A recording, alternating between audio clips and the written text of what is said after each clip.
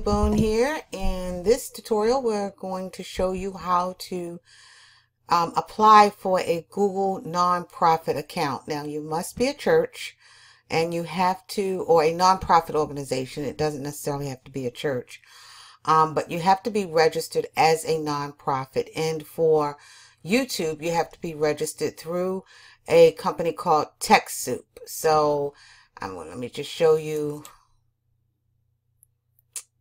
This is their TechSoup's website, and it's TechSoup.org. So before you even apply for your Google nonprofit account, make sure that you register your nonprofit organization through TechSoup.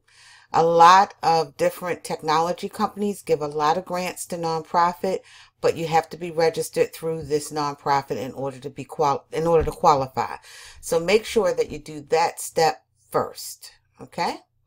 All right. So now if I can just get us back to our homepage, which is the YouTube, which is Google for Nonprofits. Okay? So the program that you want to be considered for is the YouTube Nonprofit Program, and the website address is, you can just Google for nonprofits and the website will come up to apply here. You want to click on Get Started because we're starting a new account and we've already now signed up and we've got all our information from TechSoup and all of that. So we want to confirm our Google account. This needs to be the name of the person who's actually going to be the administrator of the account. So for me, for a lot of my clients, I am their administrator for the account.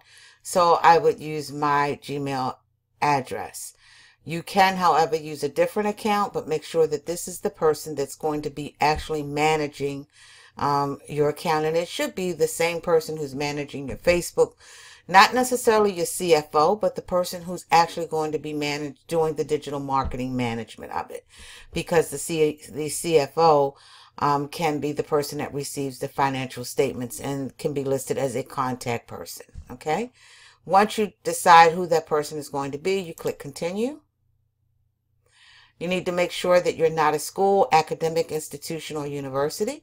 You're not a healthcare organization, and you're not a government entity or government organization. All of these are ineligible, okay? And then it's just a simple matter of following through the steps. Where are you from? What country you're from? And making sure that you have these three things. You have to have your company's federal identification number. Your CFO can give you that. The physical address of the company and the organization's online contact information.